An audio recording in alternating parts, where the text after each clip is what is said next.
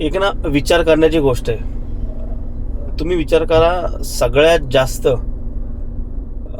विकासाचा फायदा कोणाला होतो? तर सगळ्यात जास्त विकासाचा फायदा त्या माणसाला होतो ज्याच्या जमिनी जातात त्याच्या. आता सर्वात जास्त महाराष्ट्रात सर्वात जास्त प्रॉपर्टीला भाव आहे, म्हणजे जमिनींना भाव आहे, प्रॉपर्टीला भाव आहे.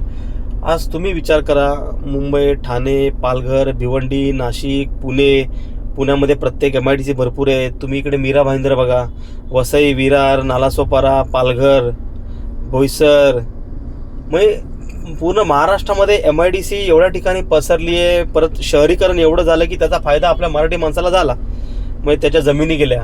पण त्या जमिनी गेल्या तर किती जणांनी त्याचा फायदा घेतला? भरपूर कमी जणांनी त्याचा फायदा घेतला.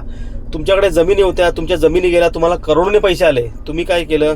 आता मुंबई, नवी मुंबई तुम्ही बघा, पहिलं काय होतं आणि आता काय झालंय.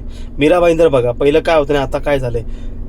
तुमच्या एकरोने जमीन होत्या की ज्याला आता पण करोडोने भाव आहे. तुम्ही काय केलं? त्या जमीन विकून तुम्ही कुठेतरी फिक्समध्ये पैसे ठेवले. दुसरी तुम्ही बंगला घेतला, गाडी घेतलं, राजकारणात पैसे घालवले सर्वात जास्त. सोनं घेतलं. चल, सोनं घेतलं असेल तरी ठीक गोष्ट की आता त्याला भाव त्याला अजून भेटतोय त्याला.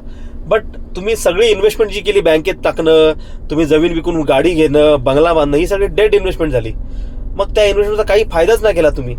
मग अजून पण वेळ नाही गेली की जिकडे आता तुम्ही सर्वात जास्त महामार्ग कुठे झाले तुम्हाला? आता मुंबई नागपूर एवढा मोठा 850 किलोमीटरचा महामार्ग झाला.